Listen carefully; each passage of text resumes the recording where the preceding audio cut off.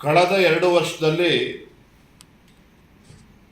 ಆಡಳಿತ ಕಾಂಗ್ರೆಸ್ ಪಕ್ಷ ಬಿಜೆಪಿ ಶಾಸಕರನ್ನ ಬೆದರಿಸತಕ್ಕಂಥ ಕುತಂತ್ರಗಳು ಬಹಳ 2 ವರ್ಷಗಳಿಂದ ನಿರಂತರ ನಡ್ಕೊಂಡು ಬರ್ತಾ ಇದೆ.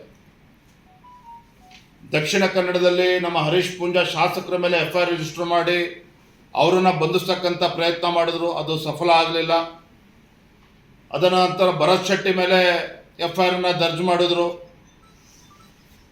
ಅದೇ ರೀತಿ ನಮ್ಮ ಬೇರೆ ಬೇರೆ ಶಾಸಕರುಗಳ ಮೇಲೆ ಈ ಥರ FIR ರಿಜಿಸ್ಟರ್ ಮಾಡಿ ಹೆದರಿಸ್ತಕ್ಕಂಥ ಕೆಲಸ ಮಾಡ್ತಾ ಇದ್ದಾರೆ.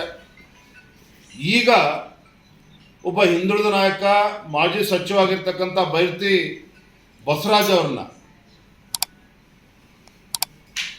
ಇವತ್ತು ರಾಜಕೀಯವಾಗಿ ಅವ್ರನ್ನ ಮುಗಿಸ್ಬೇಕು ಅಂತಕ್ಕಂಥ ಷಡ್ಯಂತ್ರವು ಇದರಿಂದಿದೆ ಅನ್ನೋದು ಅಲ್ಲಲ್ಲೇ ಚರ್ಚೆಗಳು ಕೂಡ ಆಗ್ತಾ ಇದೆ. ಸ್ವತಃ ಬೈರತಿ ಬಸವರಾಜ್ ಅವರು ಕೂಡ ಹೇಳಿಕೆ ನೀಡಿದ್ದಾರೆ, ಇದರಲ್ಲಿ ನಂದು ಏನೂ ಕೂಡ ಪಾತ್ರ ಇಲ್ಲ ಅನ್ನೋದನ್ನು ಸ್ಪಷ್ಟಪಡಿಸಿದ್ದಾರೆ.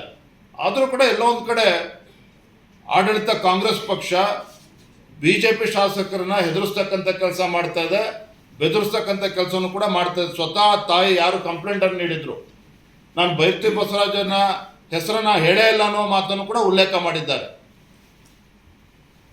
ಮತ್ತೊಂದು ಕಡೆ ನ್ಯಾಯಾಂಗ ಪ್ರಕ್ರಿಯೆಯನ್ನು ಕೂಡ ನಡೀತಾ ಇದೆ. ಆದರೆ ಒಂದಂತೂ ಸತ್ಯ, ಇವತ್ತು ಸಿದ್ದರಾಮಯ್ಯ ಸರ್ಕಾರ ಬಿಜೆಪಿ ಶಾಸಕರನ್ನ ಬೆದರಿಸ್ತಕ್ಕಂಥ ಕೆಲಸ ಈ ರೀತಿ ಪ್ರಕರಣಗಳನ್ನ ತೆಗೆದುಕೊಂಡು ಮಾಡ್ತಾ ಇದೆ.